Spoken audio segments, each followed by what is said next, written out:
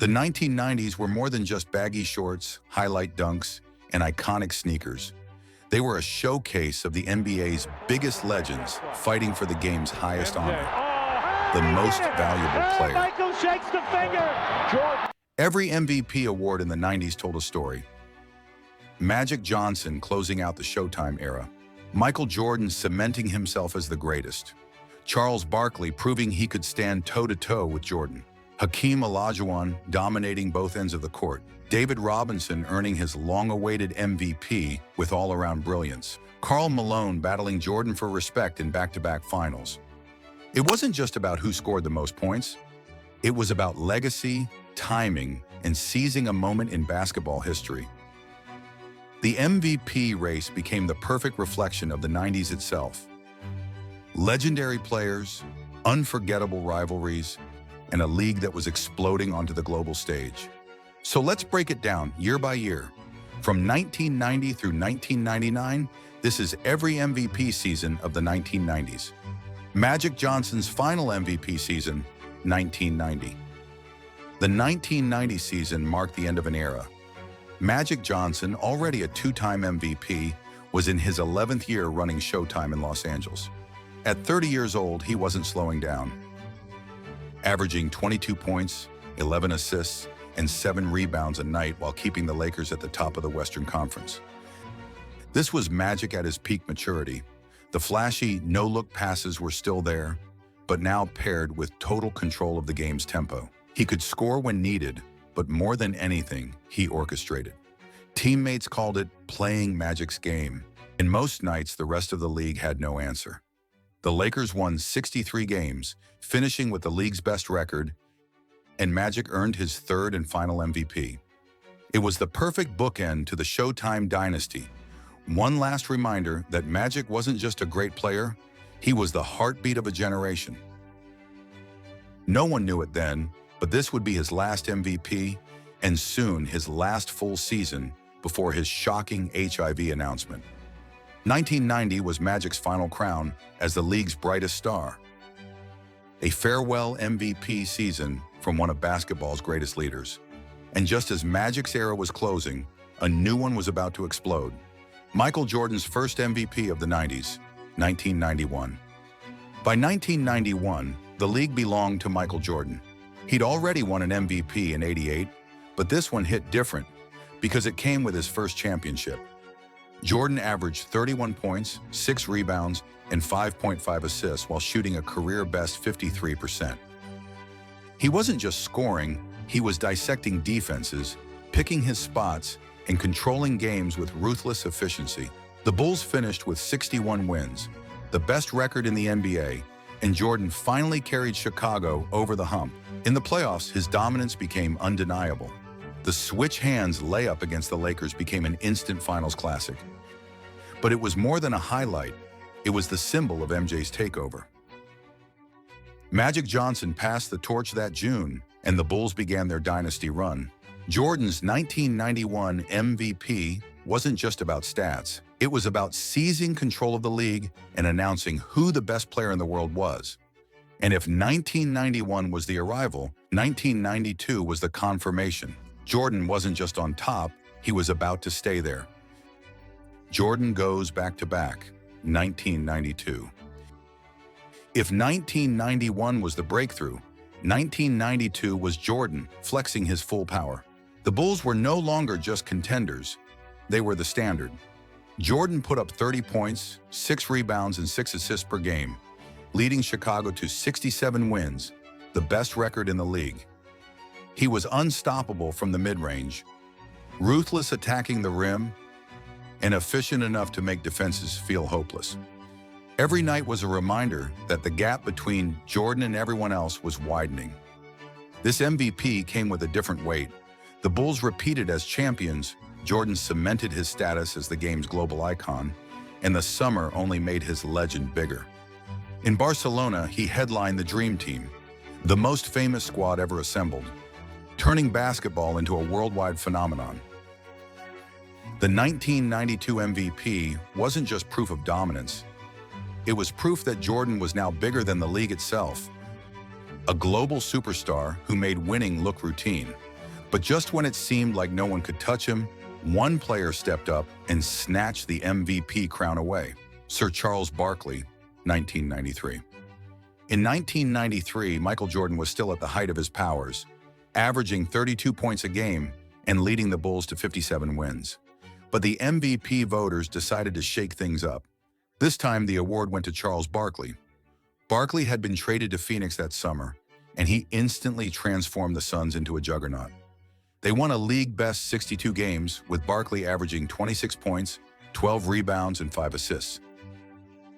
He played with his trademark fire, bullying defenders in the paint, grabbing every board in sight, and running the floor like a freight train. His arrival in Phoenix electrified the city and gave the league a true challenger to Jordan's throne. The showdown came in the finals, where Barkley's MVP season ran headfirst into Jordan's dynasty. Barkley was brilliant, even notching a triple-double in Game 4. But Jordan was unstoppable, averaging 41 points per game and sealing the Bulls' three-peat. Barkley had earned the MVP, but Jordan took the crown that mattered most. And then the unthinkable, Jordan walked away. The door was wide open, and a big man with dreamlike moves walked right through it. Hakeem's dream season, 1994. With Michael Jordan retired, the league was wide open. And in 1994, Hakeem stepped in and delivered one of the greatest all-around seasons the game has ever seen.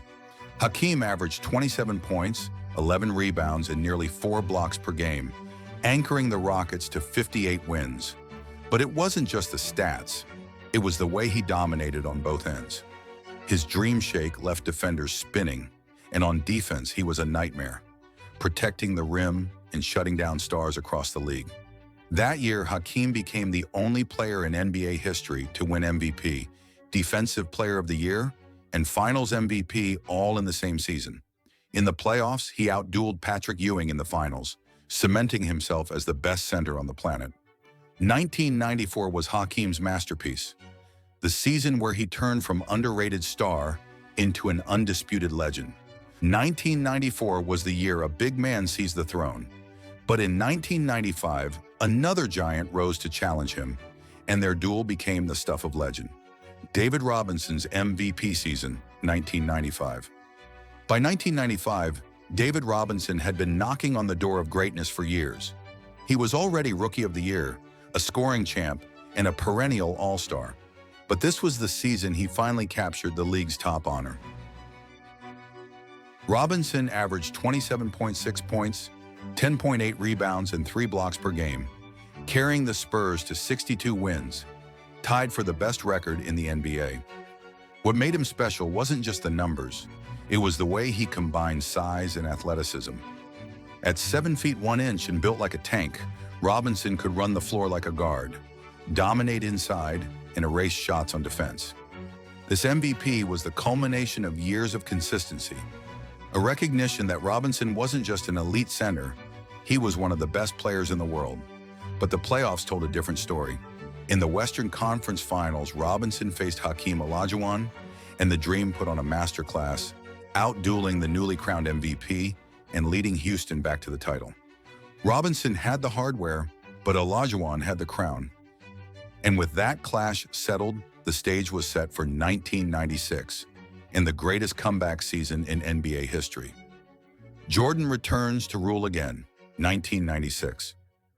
After stepping away from basketball, Michael Jordan returned in 1995 and shook off the rust. But 1996? That was the full force of his airness unleashed. Jordan averaged 30 points per game, led the Bulls to an NBA record 72-10 season, and reclaimed his place as the face of the league.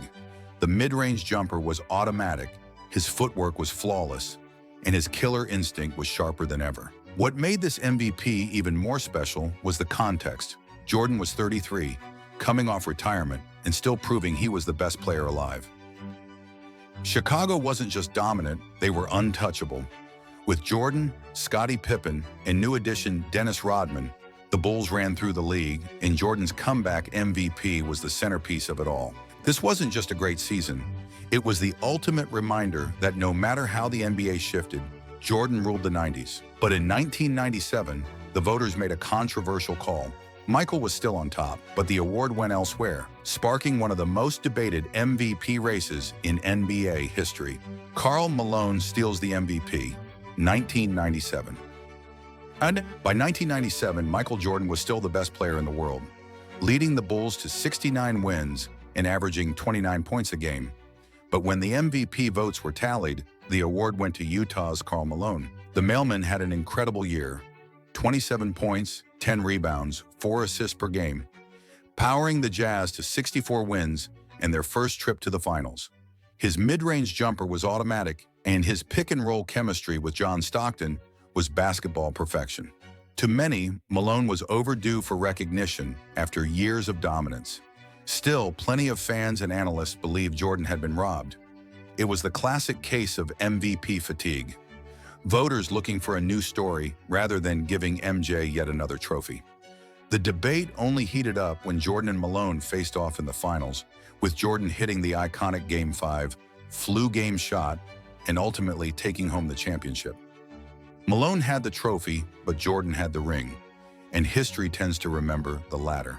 And if 1997 was controversial, 1998 was inevitable.